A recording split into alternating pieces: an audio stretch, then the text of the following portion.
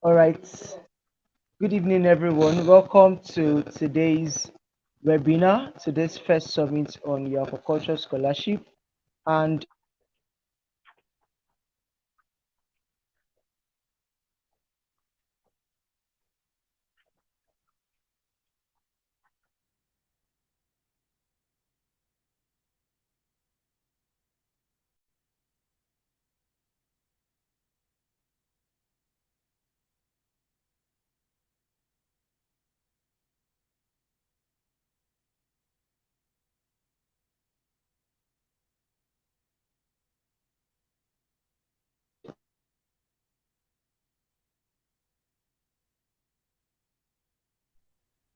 okay, okay, we are back now.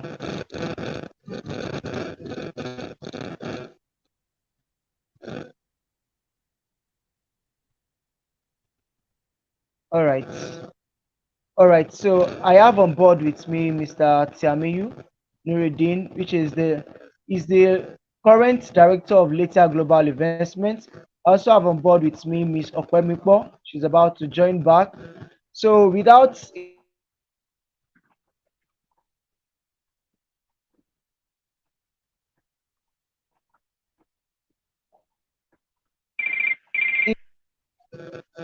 All right. So, Pescademy, as you all know, is a platform in which we train, we build, and we empower. We also mentor people to start an aquaculture business. Is a kind of tech aquaculture in which we do everything virtual, even though our program for practical training, live practical training, are still coming up. So that's basically what Pescademy is all about. And I believe you all have been enjoying your scholarship all this while from the beginning. That's from Monday till now. You guys have been enjoying your scholarship.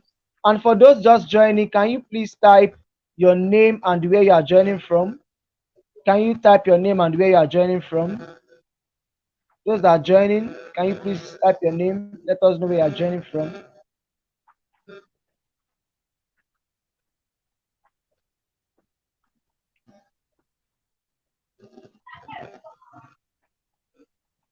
All right. If you can hear me, kindly type your name and where you are joining from.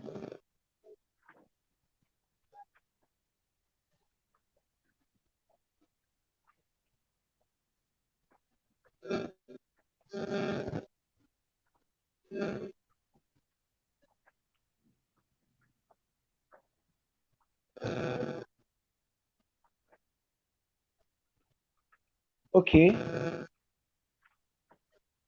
So on today's series, we'll be talking about.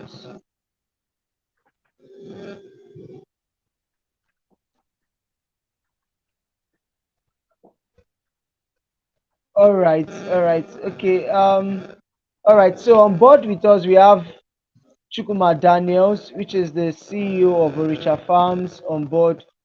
We have Chukuma Daniels, which is CEO of Orisha Farms on board. All right. I can see Miriam Garba from Ogumosho. Thank you, Miriam. Thank you, Miriam. Thanks for joining. Others also, you can state your name and where you are joining from. You can state your name and where you are joining from. Others, I'm awaiting your name and where you are joining from.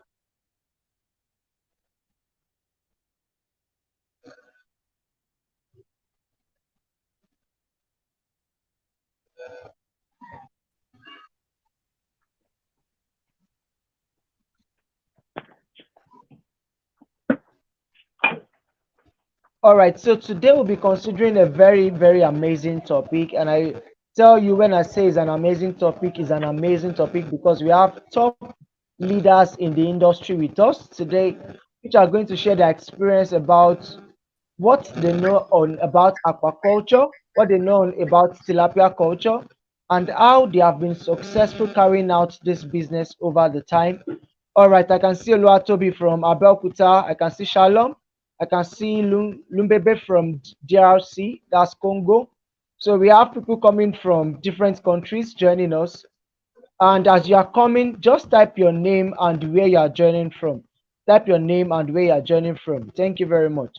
All right, so today I said we are going to be addressing a very, very amazing topic, and that topic is in the sector of what tilapia culture.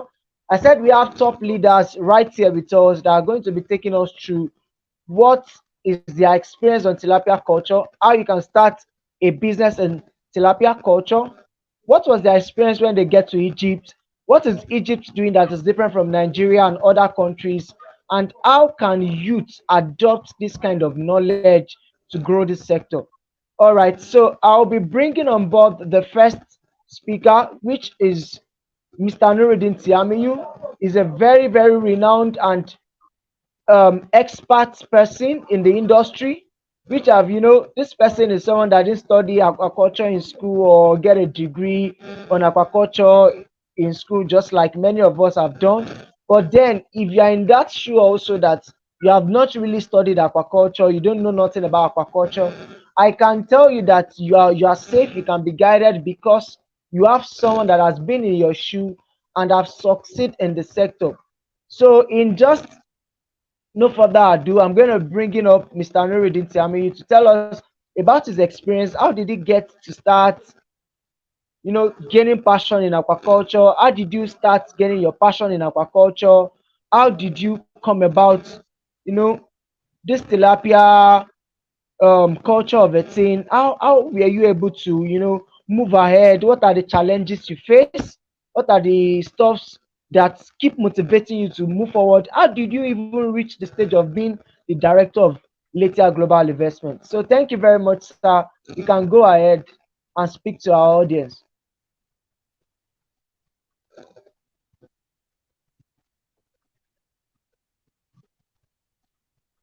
All right, Mr. Nuruddin, it's time now for you to speak, sir.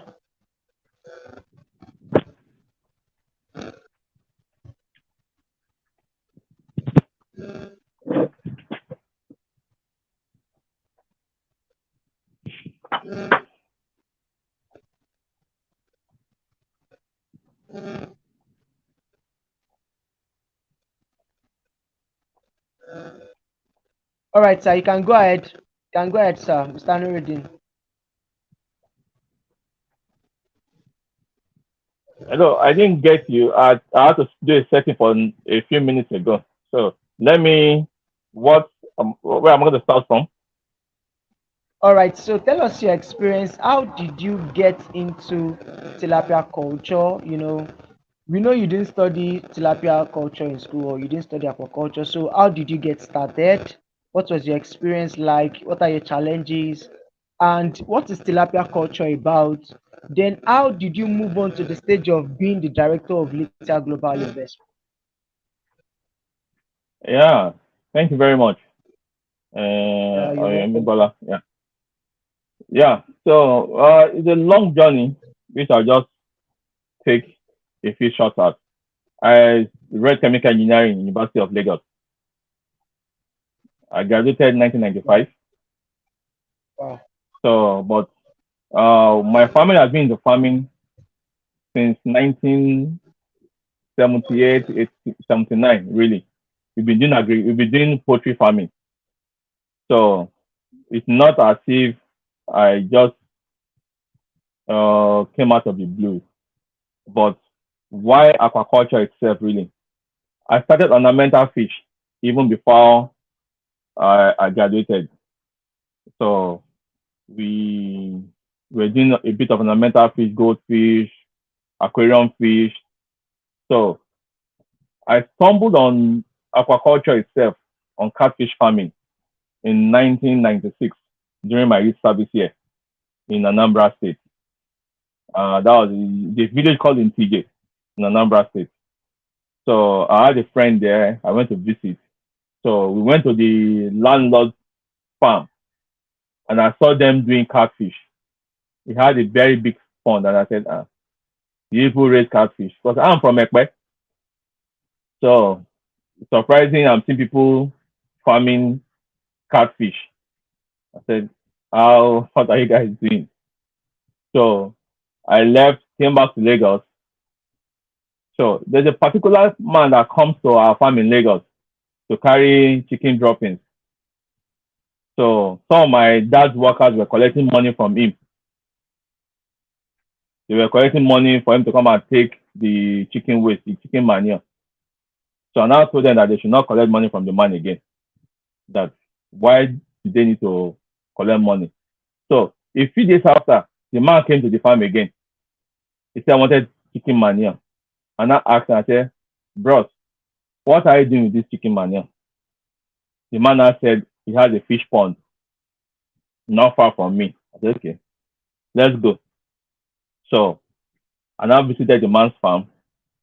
He was not doing much.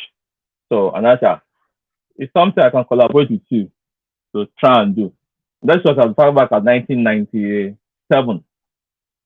So at that point in time, there was no internet for you to get information online.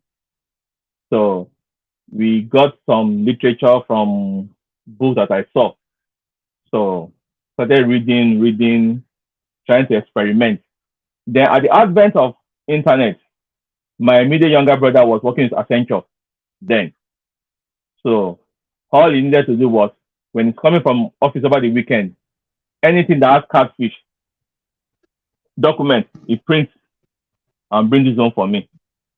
So I started reading, doing a lot of trials on the farm.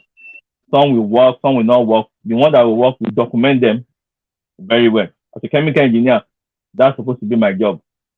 So it really helped Mm-hmm. a lot in documentation, in experiment. So year 2005, we now formed our company, Tilapia Global Investment Limited. Mm. So that is a brief journey of our foray into aquaculture. And we started doing catfish. Even after my postgraduate in IFE, 1997, we still saw that, okay, because I have a postgraduate diploma in environmental management and control from Obafemi Awolowo University. So we started seeing a lot of dynamics. That's why I tell people that aquaculture is not just fish farming. It's beyond fish farming. It's a lot of science behind it, even environmental sciences. So we kept on going with the catfish, with the catfish industry. But by 2010, by 2009, we saw that the cost of feeding catfish was very, very high. So we started looking at, okay, what alternative fish can we look at? So from that time, Durante, owned by Alakija of Blessed Memory, was already doing all male tilapia, but was doing the YY male. So we got our first set of tilapias from him in 2009 to experiment in ponds. They didn't really do well. So 2010, I went to Ghana. Harvard University was doing a training in Ghana then. So I went to Ghana to learn about cage culture. Cage culture was being done on a trial basis by Lagos State government 2009, 2008. We saw it and I said, okay, let me just go to Ghana. So that was the real journey of the tilapia for me and for the company. So when I came back from Ghana, I started the cage culture in 2010. And our company was the first company that had an MOU with Lagos State government to use a part of the Ekpe water body for cage culture. We had a 5 years MOU then. So we started developing the tilapia production. And 2015, before then, we were having issues with sourcing of fingerlings. We were bringing our fingerlings from Ghana because for us, we didn't have so much confidence in the YY male and we were not getting good results. So I now had to go to Thailand in 2015 to do all male tilapia fingerlings production. So when we came back, then we now said, yeah, let's popularize this theme more. Tilapia is not alien to Nigeria, so it was not a novelty. But what we brought on board was more awareness to the tilapia sector of aquaculture. So that's just a brief of how we started how we delved into tilapia production. Thank you. All right, sir. Thank you very much, sir. So, you've said about how you get into tilapia, how that you know nothing and all. So that means if we have someone that maybe wants to go into tilapia without any knowledge, how can that person shorten his or her own journey? You have to do a lot of trial and error. Are there platform for those people? Or what did you think they can do faster to get into tilapia culture? Like, you have faced a lot of errors while you trying to do your own. So what can you tell them about how to make their journey faster in learning how to culture tilapia?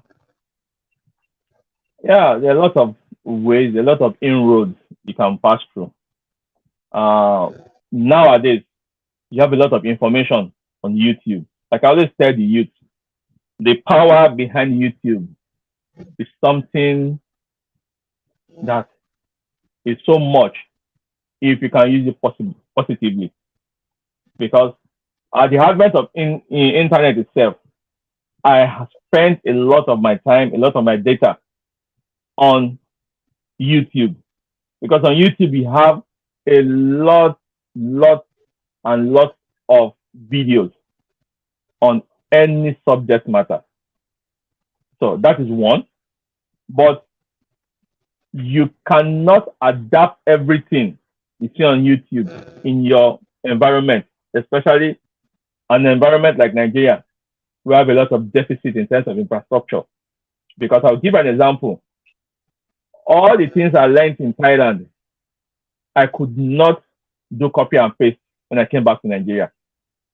I had to Wow. evolve and adapt some of them to suit our deficit in infrastructure. Because if I'm supposed to use what I learned in Thailand 100%, then we will not be where we are today.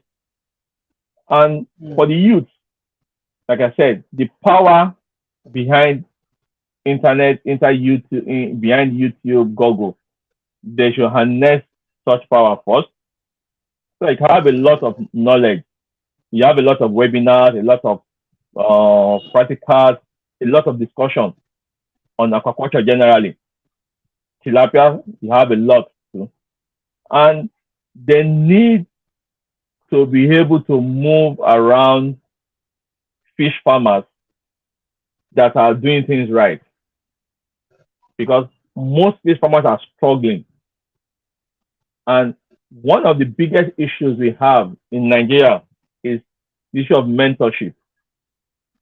The mentees mm, don't have patience. The mentors, we are under pressure too because we want to make money. So why you need to sit down with anybody that's not even patient enough mm, to learn?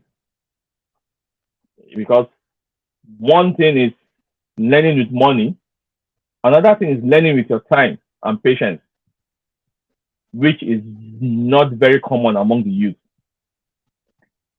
Everybody wants to hammer. You don't have hammer, you want to hammer. You can only hammer if you have hammer with you. So the first thing you have to do, get hammer. That's the knowledge of the industry you want to play with before you start talking of you want to hammer. So they need to be around fish farmers, be able to learn and adapt some of the things they learn. Like you rightly said, they don't have to reinvent the wheels. They don't have to do it, they don't have to do everything from the beginning. They can latch on knowledge. I'll give an example. For example, Alaqua is a company, it's a feed company in Nigeria that does free training. How many youths come around for such free training? So when those things happen, youth should be able to find time to see, yeah, I saw this thing on YouTube, I saw this thing on Google. How can it be applicable in real life in Nigeria? So when they meet farmers at those farmers forum, they can know one or two farmers they can latch on. And when farmers see that, yeah, you want to really learn, some are ready to pour out knowledge for you. But like I said, you need a lot of patience and a lot of dedication because I always tell people Farming is the only industry that you have apprentices that you pay. Every other sector, if you are going to be a tailor, all these auxiliary nurse, a barber, a mechanic, you are going to pay the man that owns the company before you come and learn. But for aquaculture, we take in workers, they learn along the line, and some go to start theirs. So if people have such opportunity, let them work. If you work for free, you may be amazed how much information you can get from those you are working on for free without even paying. So those are some of the things youth can get into in terms of having more knowledge in aquaculture and tilapia in specific.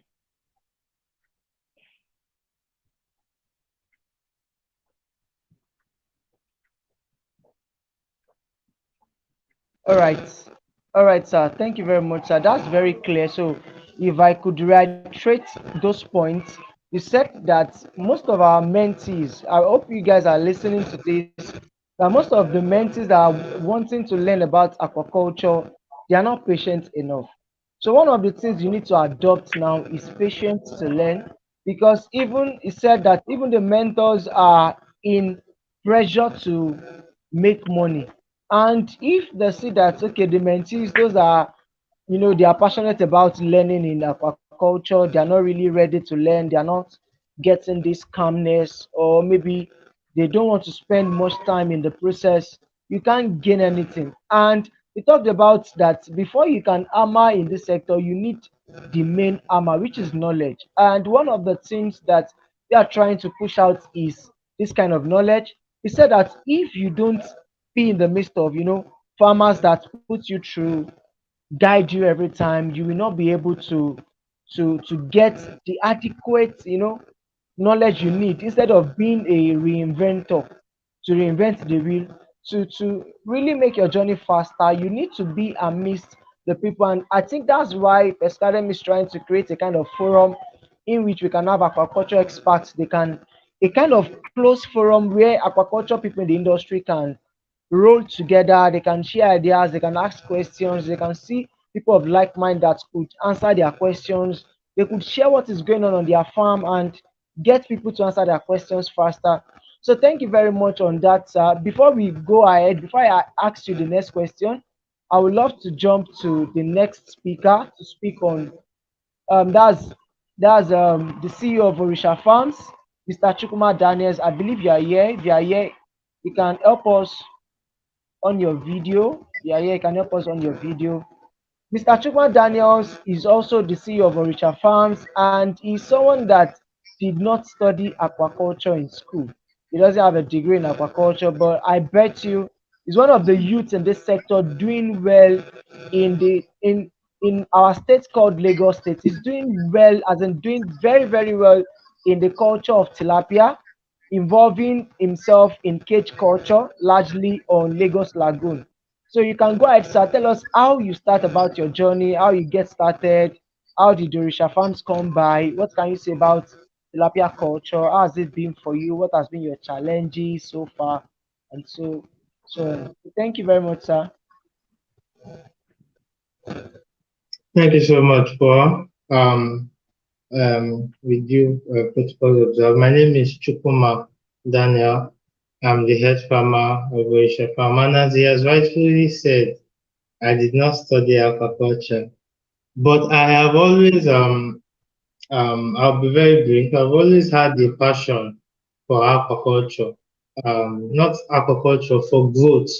Really, I have always loved the concept of growth. I'd love to see seeds being planted, and then you watch it become a very dry seed to a very moist seed, and then it starts to have a form of life and grow. So I always feel that that concept of growth can be applied to any industry or any sphere of life. I studied marketing in the University of Nnamdi Azikiwe, but I always feel that that concept of growth can be as even you can start a small business and grow it But what better business to apply the concept of growth than the agriculture sector? And the Nigerian agriculture sector is very vast. So when I decided to foray into the agriculture sector, aquaculture found me. A friend of mine had just like my mentor, Mr. Tammy just said, that he fell in love with aquaculture in Anambra State. I also, a friend of mine, Nam Dazikiri is in Anambra State. A friend of mine also in Anambra State told me, come and see me, I'm starting this business. And what was this business? Aquaculture. And he said, I don't have to do anything, I just need to give them fish, and when they grow, they will get big. So I decided, this is the sector I wanted. So when I came back to Lagos after I was done with school, I started my own aquaculture venture with just some 280 fishes in my backyard. But I already knew the concept of growth, that a tiny seed can grow. So me, I knew that it would be challenging. There will be moments of difficulty. But as long as I don't stop, that that means, and I keep applying myself to this concept of growth, that means this thing will become something bigger. So that is how I started the Wisha Farm in 2018 with 280 fish in my father's backyard. But so far now we have grown and now we are into cage culture. So cage culture is a system of aquaculture that is being practiced on water body. So we both know that aquaculture requires water. Definitely, that is the basic of aqua water. So it's a system of fish farming on it's a system of aquaculture fish farming. But we're using the existing water body. So unlike the earthen pond or the concrete pond that still requires water, we don't need to worry about water because there is already existing large mass of water. And Nigeria has a record that we have long spells of coastal lines.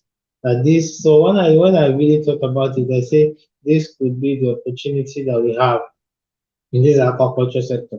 And if you look at the Nigerian aquaculture sector, we are lacking about 2.3 million tons of aquaculture product every year. So that is a lot.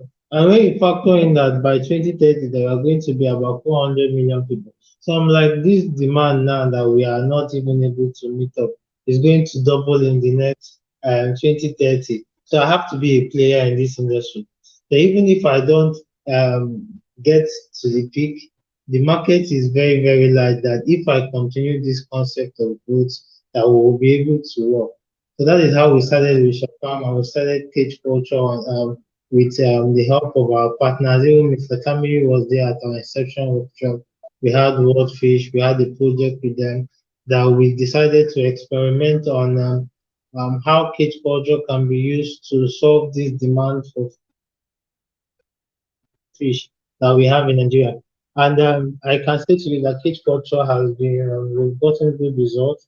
That shows that it's a good technology considering the huge marine resources that we have in Nigeria. That is a good resources that is a good technology that if we apply them very well, we can use it to close the gap in the demand for fish that we have. So that is basically all we do for Orisha farms as well.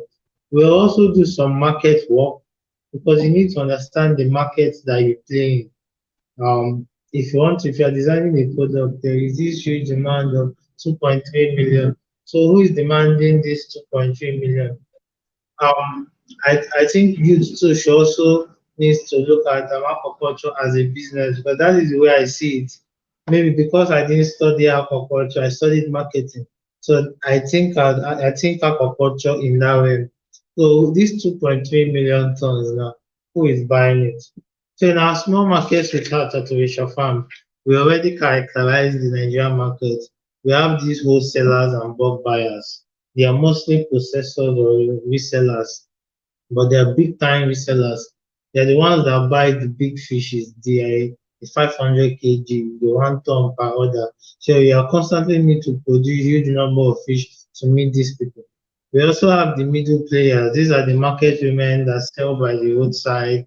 They come to your farm, they buy 50 kg, 30 kg, 10 kg, all those market women.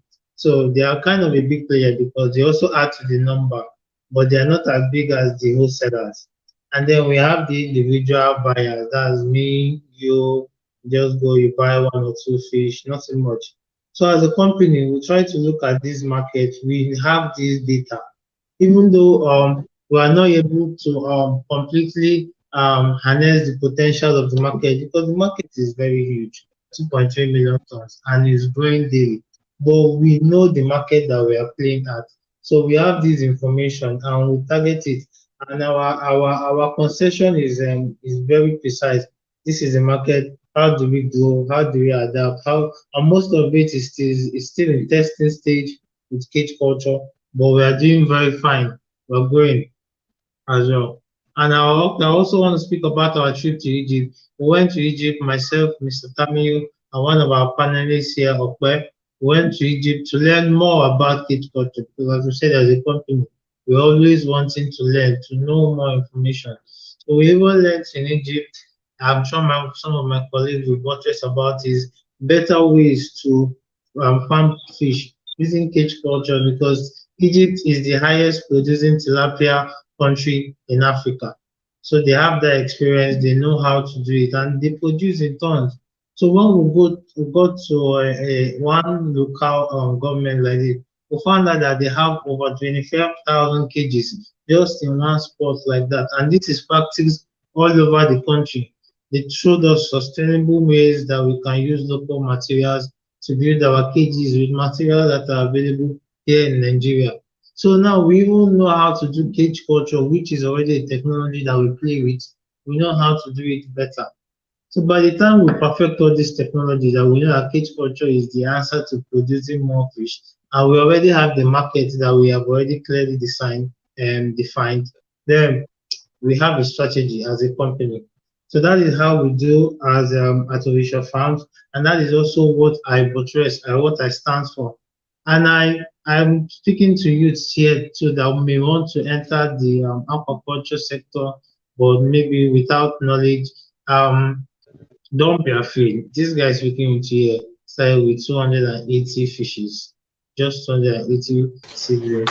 But here at Wisha Farm now, we produce more than 40,000 per harvest. So, but you must also understand the concept of growth, that you must start small. So I encourage you to start, seek knowledge. The information is there. People that can help you is there. We have platforms like this that is always ready to buttress information so that we can have this information that most of us didn't have when we started this aquaculture game. We had to learn by experience. So we had these mortality rates that until we went and meet our mentors, we didn't know what to do. But now we have this information at the palm of our hand. So I believe with the advent of technology, with the advent of kid culture, and with the youth, the Nigerian aquaculture industry and future has a good future. Thank you very much. Wow, that's a very great one, sir. Thank you very much, sir. I think I learned a lot from this session also. So, what I can just come about in the summary of what he has said now that I want you to take note of is that understand the concept of growth. For you that are just entering into the aquaculture sector, you have to start from 0 to 10, 10 to 100.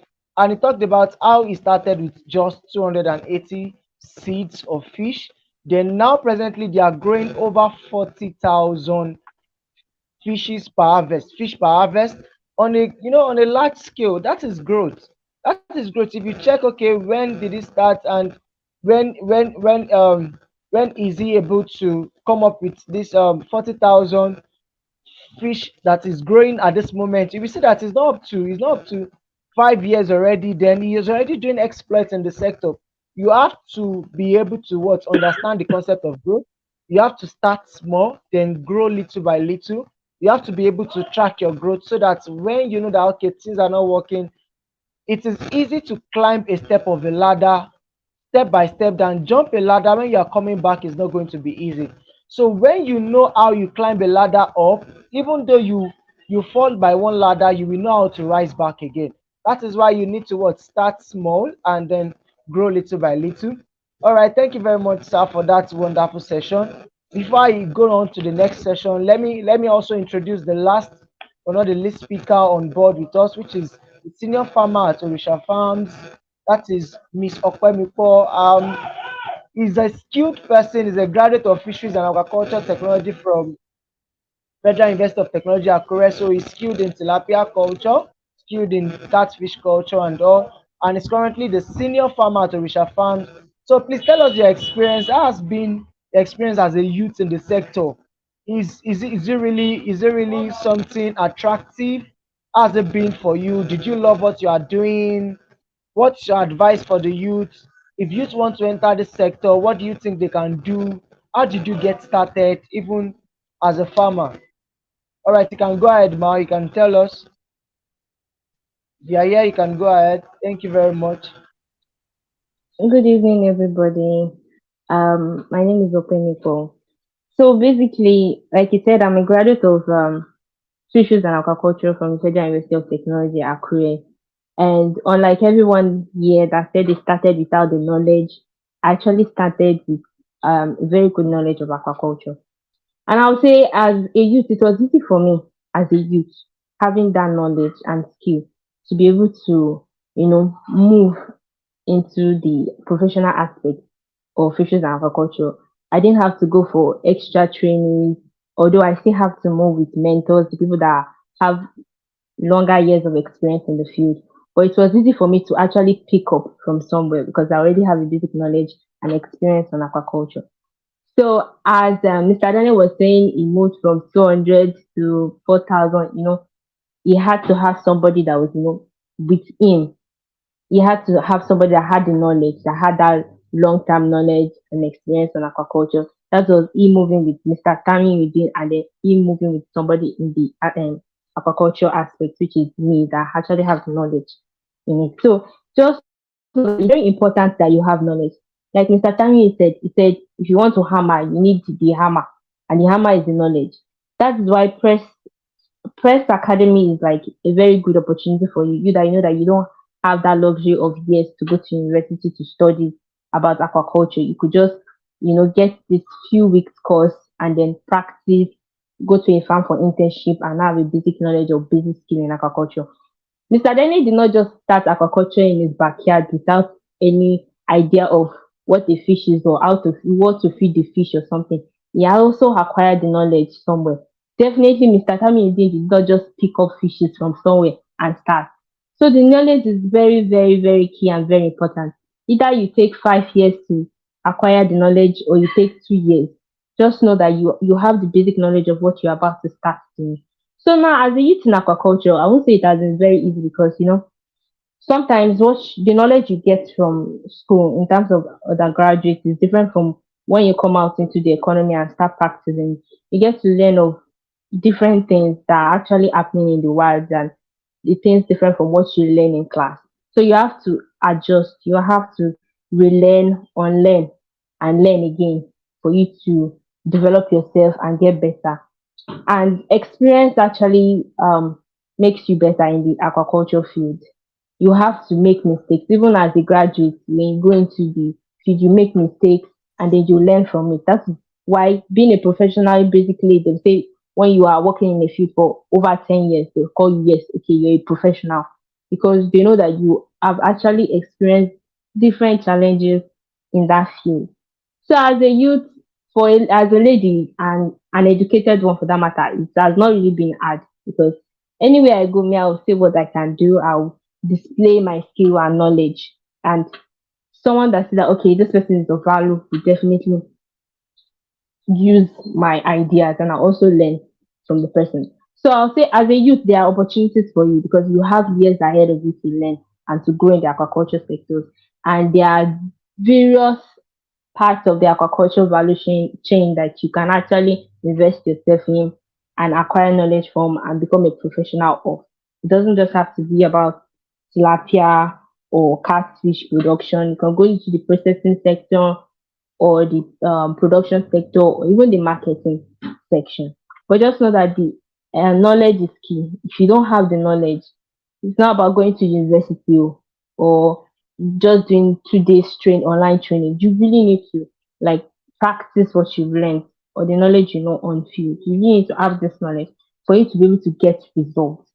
And also know that while you're actually gaining this knowledge or trying to actually do what you've learned, like practice what you learned, you would have lashbacks, you will have failures, but that is what you actually pick up from and you will learn from.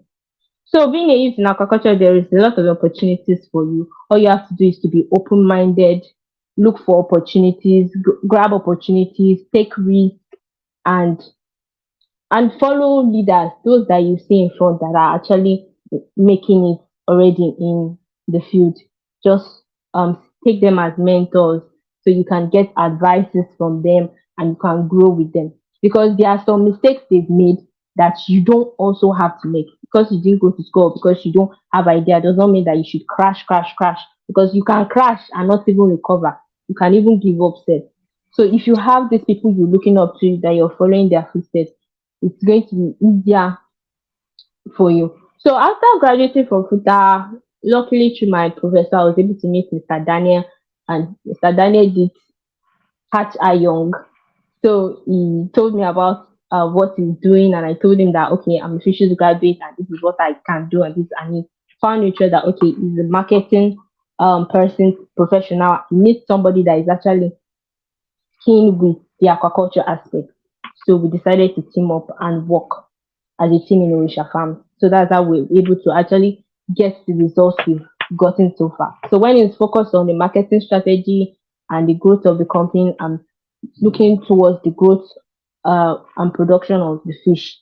So it's about also working with people that are like mind, that have similar goals with you, and that have diverse knowledge. You have to look for somebody that you can learn from and grow with. That's the only way you can actually grow a business and really grow and go further in aquaculture, in any field generally.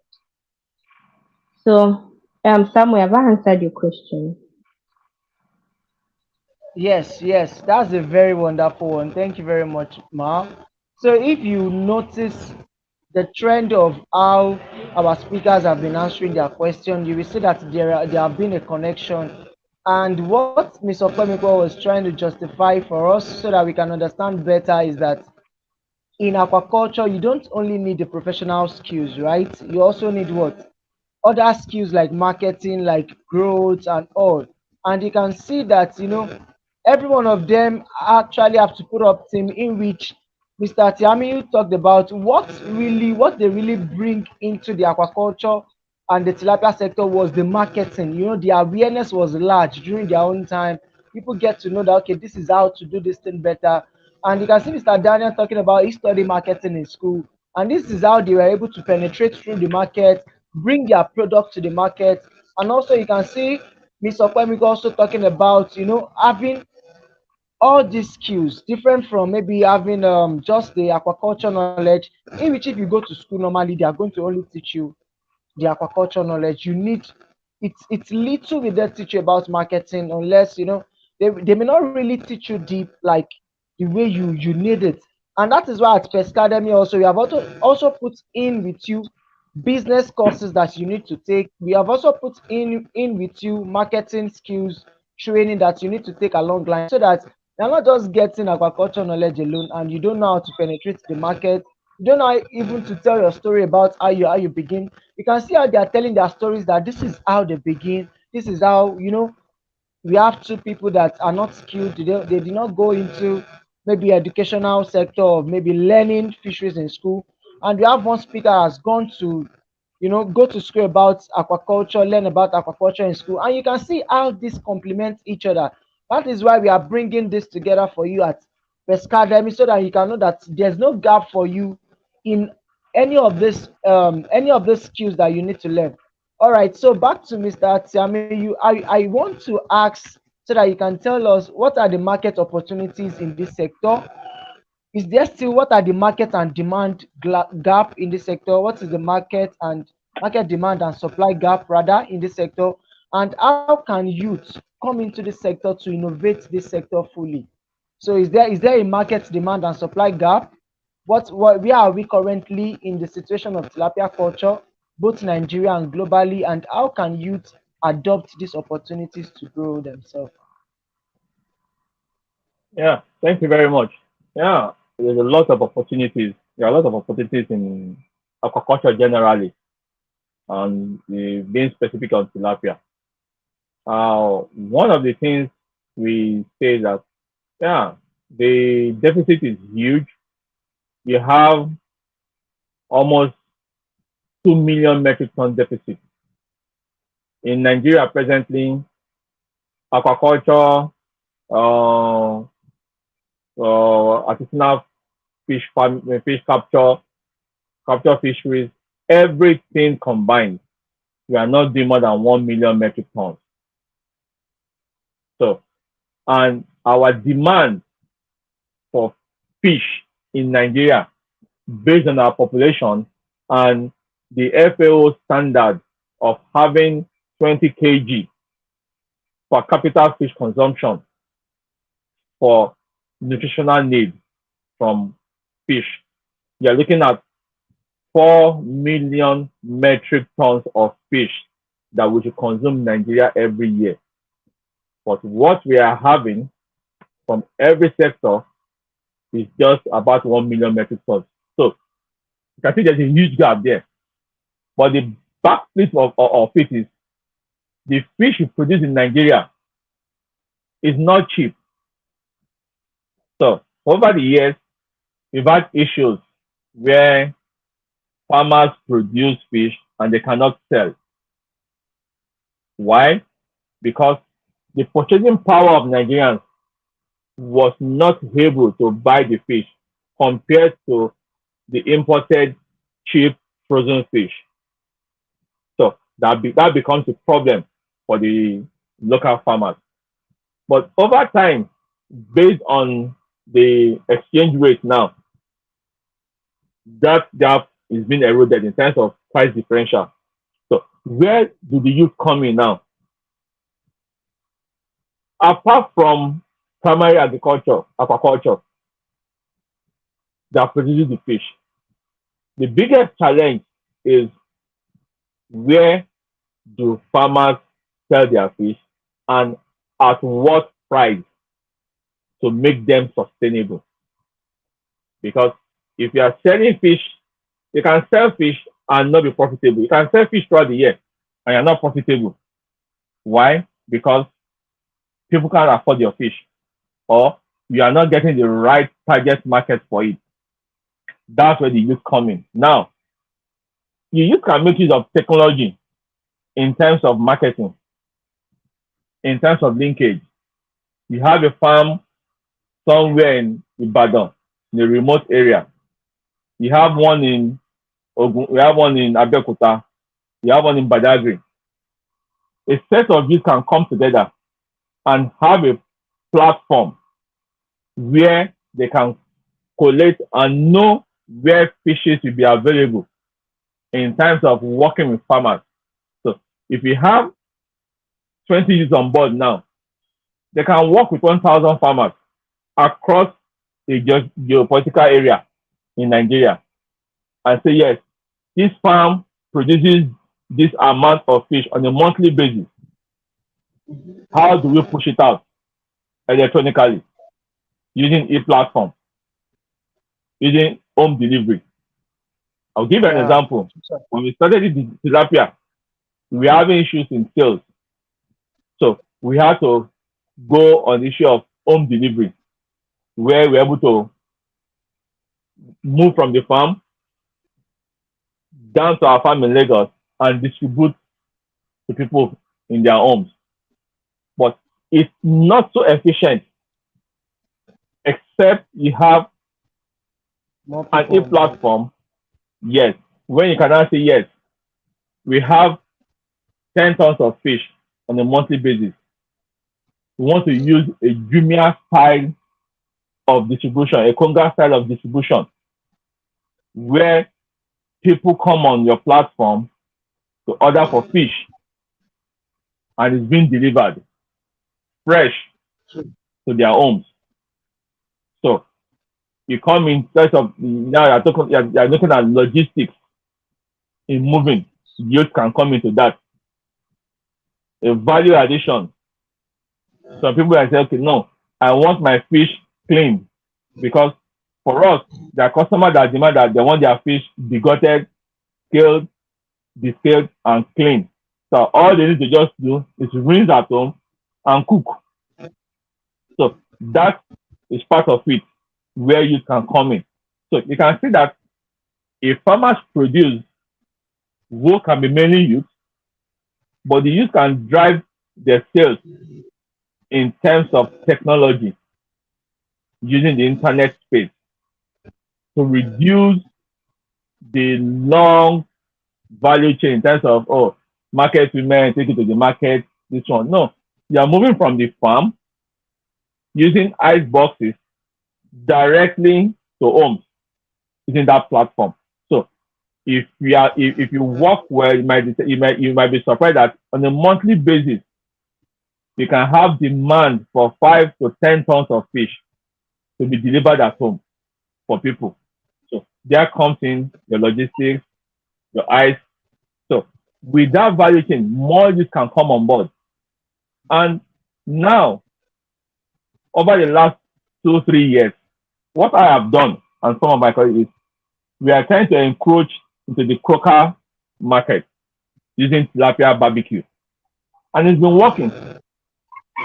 So croaker is something we import. So why are we not having tilapia barbecue? So we are pushing that frontier, and it's going on well. But when we have more youth taking from farmers, doing barbecue grills at the corner of their places, for the fact that you are buying directly from farmers, your prices will be far cheaper than what the typical croaker guy is doing around the corner. You have your fresh fish, your fish is fresher. Croaker will have stayed 6 months, 3 months on the sea, but yours is fresher coming from the farm. You can, those online, they can just give it a try and see what a fresh tilapia looks like after barbecue. So it will give you an idea that yes, you can go into that, you can go into smoking of tilapia. So all those comes in for the fact that there's an e-platform that can connect the farm directly to the home usage. So those are some of the ideas I think they can look into. All right, thank you very much, sir. I think that's a very, very great one because this is what we call Uber for aquaculture, in which we can have a kind of platform where we will have some that are into delivery. We can have some people that you can even users can quickly search where can I get this near me, and they can connect with farmers. That's why we need even farmers to come on board, have emails, being able to adapt to technology. And if local farmers are not able to use technology, we can have this youth come into the sector that they have linkage with these farmers. So when people come on board to search for, okay, this is what I'm looking for, how can I get this delivered to my place, they can connect with the farmers and deliver it directly to them. So that's a very, very wonderful idea you have given to the youth today. I believe those that are watching us right now, you are going to live here with so much value, to go back and start something. You don't have to wait till you have millions in your account or hundreds of thousands. The little you have, you can start it out. You don't know the next person that is needing what you want to start until you start out. So the first rule of business is start first. Okay, so everyone you see here, they start at one point or the other before they could grow big. There's no doubt about starting, but when you start out these ideas, you are going to see that okay, there are a lot of advantages for you when you start out as a youth. Thank you very much, sir. Thank you very much. Okay, now I'll be moving on to the questions. We have about 4 questions on board. So I'll be sharing these questions to us. And I would like Mr. Tiami to answer our first question, which is what's the best pond to raise tilapia? I believe you have done culture of tilapia in APAS, different type of culture system. So what's the best that you have seen so far that even the youth can adopt easily and quickly? What's the best form to raise tilapia, sir? Yeah, the best form depends on your environment. If I tell you the best form now is not something that we can do in Nigeria. just like Orisha group you attest to that. If we are using biofloc method raceway, those are the best that can give you a good yield, some of the best yields really. But because we don't have power in Nigeria, we can't go into that. So for me, I would advise people to use earthen ponds as starters because earthen ponds are cheaper to run for tilapia. You have an advantage of being able to give them natural food in terms of duckweed, in terms of fertilization methods. So if you reduce your cost of production, but the challenge is that your yield per square meter is low. So and that comes as a challenge for present catfish farmers because if you see a catfish farmer now, where it normally puts in maybe 1,000 fishes, and you are telling them that Oga, you can only put just 200 tilapia here.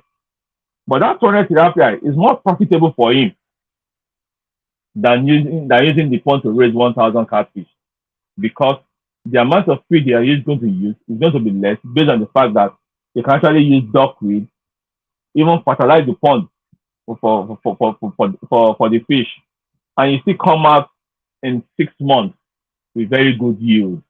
So if we ask me for the best system for to raise tilapia, number one is earthen pond, then the cage culture. But cage culture is expensive in terms of infrastructure. The cost of the cages are high, the cost of the nets are high because they're all imported. We import frames, we import nets.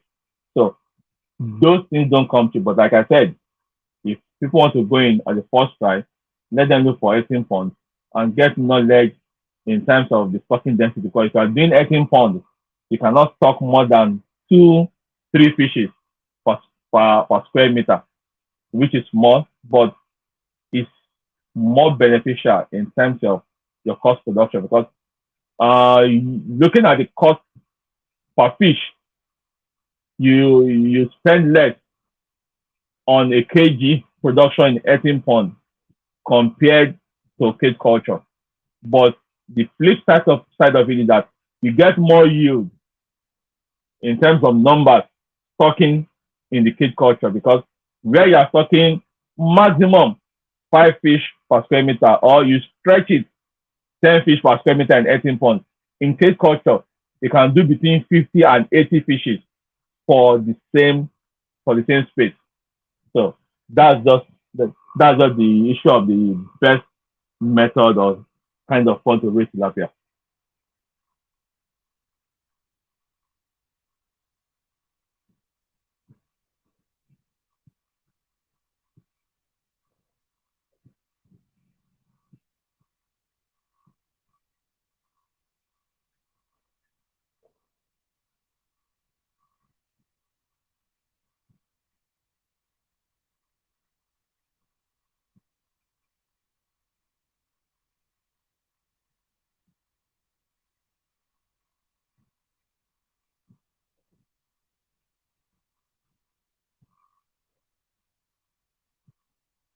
You can cage.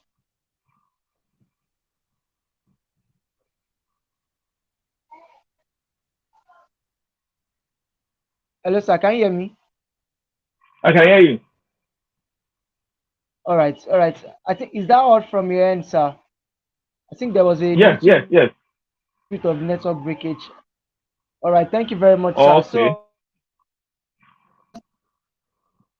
see that using the best and if you want to use the best pond to grow tilapia at this moment as a youth that is just starting, it's very cost effective. But the advice is the best one you can use at this moment is 18 pond. And if you start out with 18 pond, you know the privilege of being able to use alternative fish feed is there for you. And though your growth yield may be little, but then you will still have a lot of advantage grow start. Yes. Questions that we have to Mr. Chukuma Daniel. Second question that we have to Mr. Chukuma Daniel. Does tilapia has growth fingerlings and juvenile like catfish?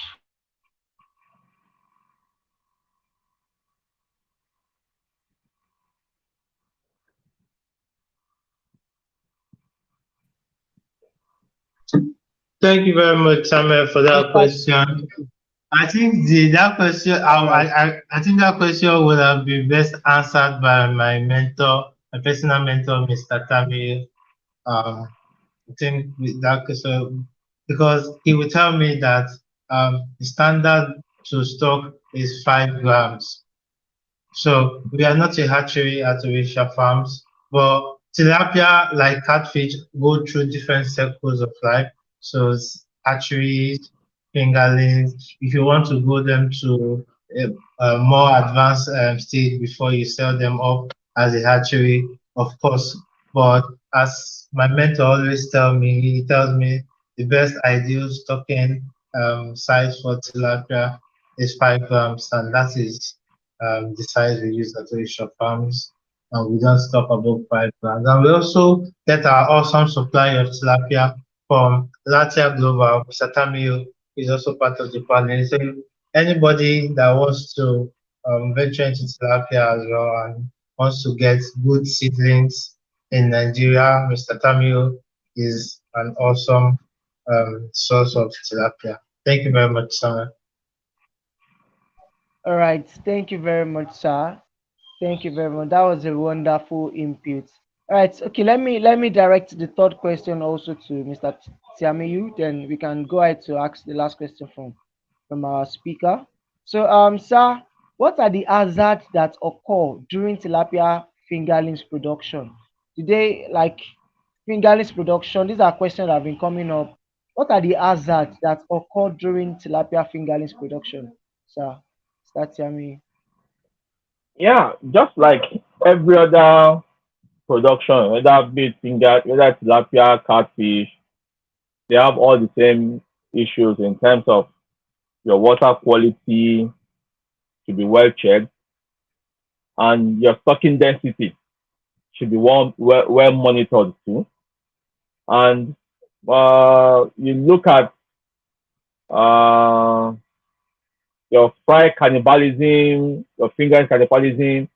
The biggest advantage for tilapia fingers production is that cannibalism cannibalism is very reduced compared to catfish at their fingerling stage. But the fry stage mortality and cannibalism is very high because if you start your production with 100,000 from eggs, at the point of fingerlings, you may be left maybe 45% or 55% at a good time. So, but once they cross the line of sex reversal in 3 weeks, then there's really no cannibalism compared to catfish where you have to start sorting to reduce cannibalism. So it's less stressful if you do it very well. Thank you.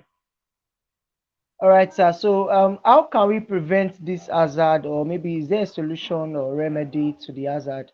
How can we prevent this? Yeah, like I said, the hazard is less than catfish, but be as it may be too, you have to uh, have very good records in terms of your water quality. Water quality has to do with the ammonia, the nitrates, even the oxygen in the water. Because if you have very low oxygen in water, all your tilapia can get wiped out, 100%. So, because for tilapia, they need all their oxygen inside the water compared to catfish that when they have oxygen demand to meet up with, they can come out of the water because they are air breathers. They can take oxygen from the atmosphere. But for tilapia, everything comes from the water. So that's why you need to have kits to monitor your parameters so that you don't have issues while you are producing. Thank you. All right, thank you very much, sir. I think you've even shed more light, and that will move me to the next question. So I'll be asking Ms. Okwemiko on this. Like, what are the water quality parameters that we need to consider when doing tilapia culture? What are the water quality parameters? Because I believe you are very good in water quality tests, and yes, over time I've seen you do this, in the kind of cage culture you do. So what are the water quality parameters for a proper tilapia cage culture or proper culture of tilapia generally? Well, Mr. Tamudin has mentioned some. That's ammonia, nitrate, dissolved oxygen, temperature, salinity, depending on your kind of water body. Because now at our farm, we have seasons where we have high salinity, and then we have seasons when the water is fresh. So we always track this. So that is why salinity is part of our parameters that we do check. But if you are talking about in a tilapia hatchery, I think Mr. Tamiudi would have been the best person to give that response because he's into tilapia production, like in terms of um tilapia seed propagation, like the hatcheries, the nursery to the production stage, sha, not the grow out stage, which we are into in Orisha farms. So basically, I'll say there are five that we do check for the grow out stage, and due to the fact that we are using the lagoon, that's the cage system, we check for the dissolved oxygen, the pH, temperature, conductivity, salinity. That those are the five we check for. We don't really, okay, then for ammonia and nitrate, this is very important, but because we are using a very large water body, this would be checked like for after a very long period of time, because it's easy for the waste that actually contributes to the bacterial load that breaks down and then produces the ammonia and the nitrate. Since water is moving, it's easy for this waste to be carried away, so they don't settle to the bottom of the cages because it's a moving flowing water body, unlike when you are working in ponds or tanks where they'll settle to the bottom of the cage and actually pollute the water. So we don't do a regular check of this. But if you are using the cage and you are using the pond and tank system, it's advisable you do checks on ammonia and nitrates, especially when you don't regularly change your water. It's advisable you also regularly change your water if you are using this kind of system. If you are using the tank system and then the pond system also. So the basics one that the six that you should basically be looking out for is the dissolved oxygen, conductivity, pH, ammonia, temperature, and salinity. Salinity is not important, but if you are working in like I said, the lagoon, you should also check out for salinity. So I hope I've answered your questions. Yes, that's a very great one. So thank you very much, sir. I think we have really spent a lot of time dishing values to everyone that is viewing at this moment. So we are just going to be rounding up this session, and I want every one of us, all the speakers, to say one word of encouragement to the youths that are viewing at this moment, and everyone that are viewing. What's your advice? Just maybe one or two word of advice, and what can you recommend to them at this moment? So let me start with Miss Okwemikpo. What's your word of advice?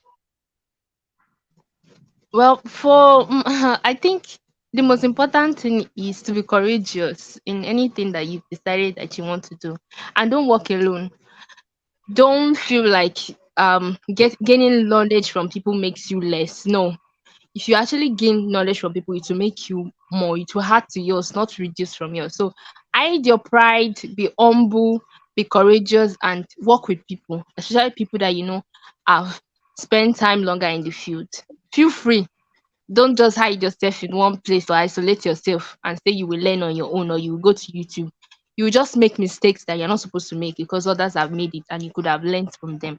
So be humble, courageous, and learn from people. That's all. All right. Thank So you. reduce your mistake by not walking alone. be humble and be courageous. Thank you very much. So, Mr. Daniel, what word of encouragement did you have for our youth and everyone viewing at this moment? Any word of encouragement for them at this moment? Thank you, Samuel. The word of encouragement is just keep going. Growth always occurs. Growth always occurs. That's the thing that gets me up every day.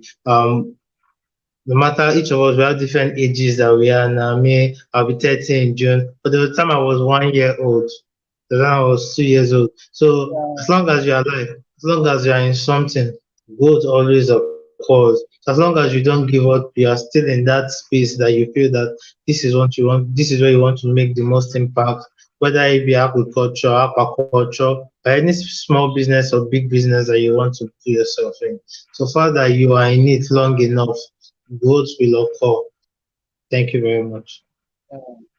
Thank you very much, sir. So always know that growth will occur and it's by stages in life. You don't have to rush it. Go through it step by step and you are going to be successful. All right, sir. Mr. Nuruddin, what's your word of advice for our youth and everyone viewing at this moment? Thank you very much, sir. Yeah, yeah. Okpemiko and Daniel have spoken so much about that. All I would just like to add is use you reach out to experienced people. The worst you can get is no for an answer, and you move on. Mm, But if you're afraid to get no for an answer, then you will not try anything. So you need a lot of patience. Like I said, patience is very hard in Nigeria. It's difficult. It's easy to preach, like I'm saying it, but it's not something that's very easy to practice. But someone has to understand that it's a marathon, really.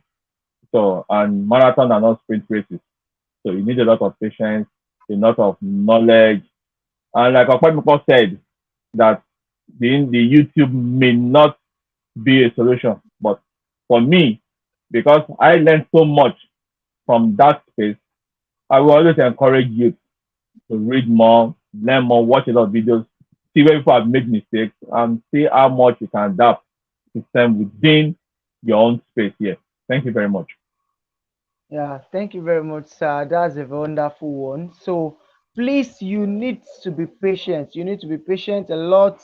To grow takes times, and you need to be patient. You don't have to rush it. You don't have to, maybe you want to fly a ladder. You want to cut corners. If you cut corners, you can't get to the end, to the expected end in which you are expecting.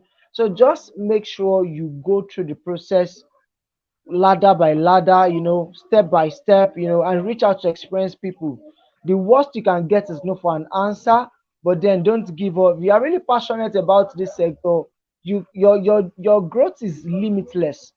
There's an unlimited growth for you, and you have to seek after knowledge. You have to be humble, reach out to people, come to the community where they are doing a lot of things. That's why we have created a kind of community in Pescademy where you can ask your questions, you can see a lot of experts answer your questions and all. So thank you very much everybody for viewing at this moment.